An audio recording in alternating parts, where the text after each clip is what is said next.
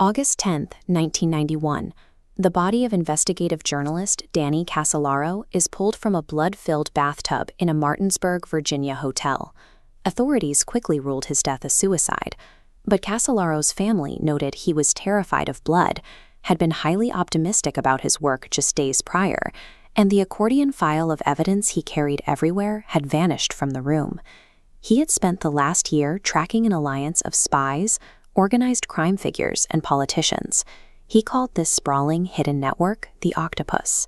The core of his probe was a piece of early 1980s software known as Promise, originally built by a company called Inslaw.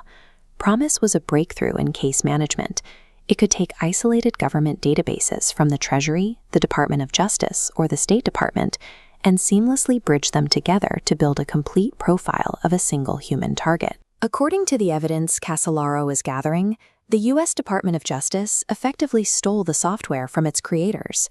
Intelligence agencies then secretly installed a backdoor into the code and sold it to foreign governments, allowing the U.S. to quietly monitor the actions of its own allies and enemies alike. By the time he reached Martinsburg, Casolaro was no longer investigating software theft. He was documenting the master blueprints for a total global surveillance machine. To understand how a domestic intelligence apparatus ends up operating like a criminal syndicate, we have to look back to the Second World War. Journalist Whitney Webb's research traces this directly to a formal merger between U.S. intelligence and the criminal underworld. In 1942, after a massive fire destroyed the SS Normandy in New York Harbor, the Office of Naval Intelligence panicked about Nazi saboteurs. They needed absolute control over the docks, so they turned to the men who already ran them. The Navy forged a pact with organized crime figures, specifically architects of the National Crime Syndicate like Meyer Lansky. This operation established a new currency between the state and the mob: leverage.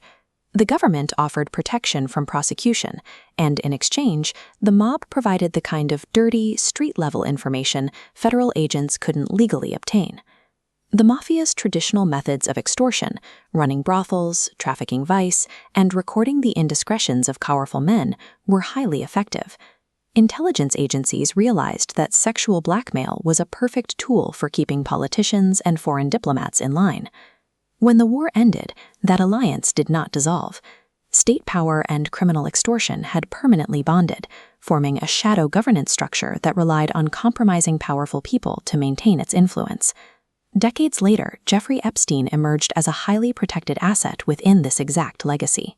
While software like Promise could track where a target moved or spent their money, it couldn't capture their private desires. Epstein was operating the human acquisition arm of the network. He ran a sophisticated honey trap.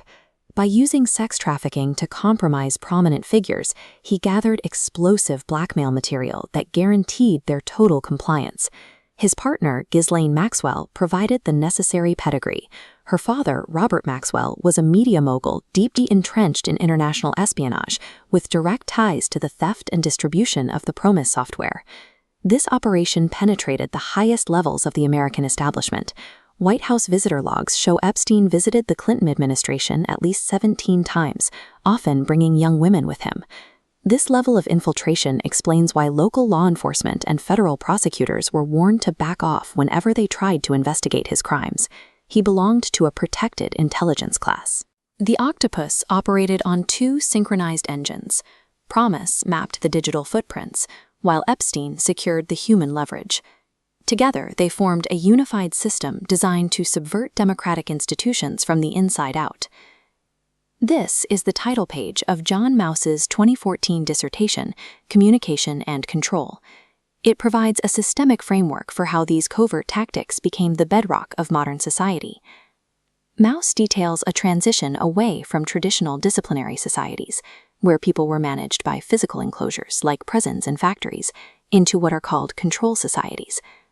This page from the text analyzes the informatic, molecular, and distributed technologies of power used in these societies. Power no longer relies on physical walls, but on continuous, invisible tracking. Physical threats used by the 1940s mob have been replaced by a digital cage, governed by algorithms and massive datasets.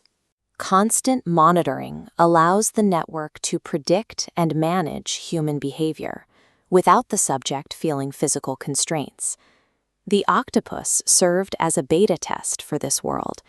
It proved that individuals could be managed as dividuals, distinct data points in a matrix that can be continuously leveraged and controlled. We now inhabit the reality Whitney Webb describes as one nation under blackmail, where digital secrets dictate political and social power. The dark irony is that we willingly purchase the surveillance equipment. We surround ourselves with high-definition cameras and constant audio monitors. The network no longer needs to send a shadowy operative with a listening device. The tentacles are the devices sitting in our pockets. When Danny Casolaro traced the connections between stolen code and organized crime, he was watching the foundation being poured for this exact system. The true legacy of the Octopus is that we now accept their total control apparatus as a standard condition of modern life.